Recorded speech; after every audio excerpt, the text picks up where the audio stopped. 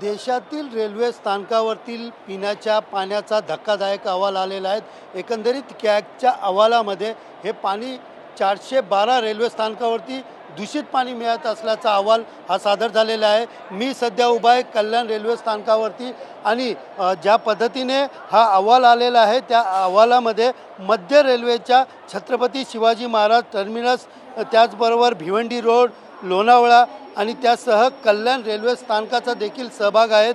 एकंदरीत पाहायला गेलं तर जो अहवाल आलेला आहे त्या अहवालामध्ये ज्या पद्धतीने या ठिकाणी आपण पाहिलं तर दूषित पाणी असल्याचं सांगितलं जात आहे। विशेषतः पाहायला गेलं तर मध्य रेल्वेचा कल्याण रेल्वे स्थानक हा महत्त्वाचा रेल्वे स्थानक मानला जातो आणि एकंदरीत या ठिकाणी पाहिलं गेलं तर या ठिकाणी हजारो प्रवासी जो आहे ते दररोज या ठिकाणून प्रवास करतात आणि विशेषतः मुंबईच्या दिशेला असतील किंवा लांब पल्ल्याच्या गाड्या देखील या ठिकाणी येतात। मात्र इकडच्या नळाच्या पाण्यामध्ये देखील दूषित पाणी असल्याचं या ठिकाणी त्या अहवालामध्ये म्हटलं गेलेलं आहे। विशेषतः पाहायला गेलं तर जे नमुने या ठिकाणी समोर आलेले आहेत त्या नमुन्यामध्ये आपण पाहिलं गेलं तर काही ठिकाणी या नमुन्यामध्ये ई कोलाय आणि टोटल कॅलिफोर्नियन फॉर्म जीवाणू आढळल्याने या ठिकाणी रेल्वे प्रवाशांचे या ठिकाणी जीवास धोका निर्माण झालेला आहे।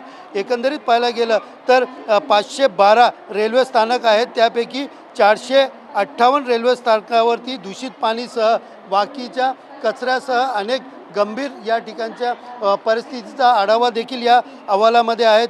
त्यामुळे हा जो अहवाल आहे हा संसदेमध्ये सादर करण्यात आला असून या अहवालानुसार जे 412 रेल्वे स्थानक आहेत त्यावरती दूषित पाण्यामुळे प्रवाशांना मोठे हाल होत आहेत आणि यावरती कुठेतरी नियंत्रण मिळवण्यासाठी रेल्वे प्रशासनाला या ठिकाणी सांगितले गेले आहेत। मात्र या अहवालानंतर प्रवाशांच्या नेमका काय प्रतिक्रिया आपण जाणून घेऊया। सर, काय सांगाल? जो कॅगचा अहवाल आलेला आहे त्यामध्ये 412 रेल्वे स्थानकामध्ये दूषित पाणी आहे आणि त्यामध्ये कल्याणचाही सहभाग आहे। तुम्ही नेहमी जातात, काय या पाण्यामुळे जीवाला धोका होऊ शकतो, काय तुम्हाला भीती आहे?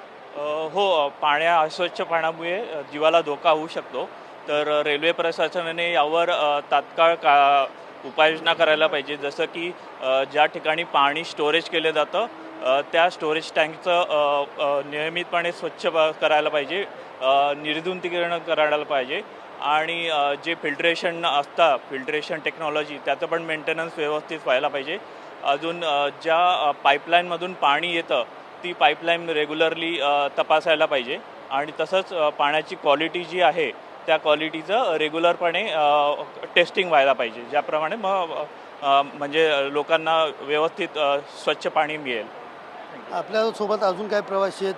तर आपण रोज इकडनं प्रवास करतात, काय सांगाल? एक अहवाल आला आहे त्याच्यामध्ये रेल्वे स्थानकावरचं पाणी दूषित आहे असं अहवालमध्ये आलं आहे। तुम्हाला काय वाटतं या ठिकाणी पाणी स्वच्छ मिळावं?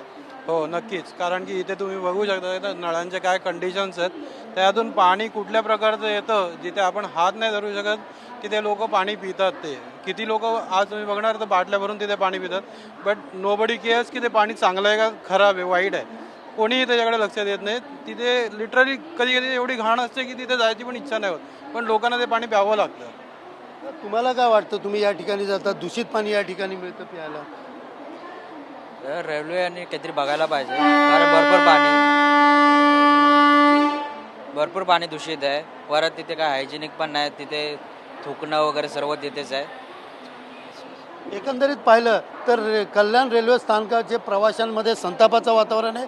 कुठेतरी या ठिकाणी पिण्याचं पाणी जे आहे ते चांगलं मिळावं अशा प्रकारचं या ठिकाणी त्यांचं मत मांडले गेले आहेत।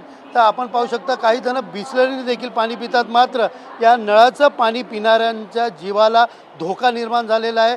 यामुळे आता रेल्वे प्रशासनाला या अहवालानुसार स्पष्टपणे सांगण्यात आलेलं आहे की पाण्याची गुणवत्ता सुधारावी आणि जे 458 रेल्वे स्थानक आहे त्याच्यावरती घाणीचे साम्राज्य आहे ते देखील व्यवस्थित करावे अशा प्रकारच्या सूचना देखील दिलेल्या सांगितलं जात आहे। कॅमेरा पर्सन नागनाथसह सुनील जाधव, TV9 मराठी, कल्याण।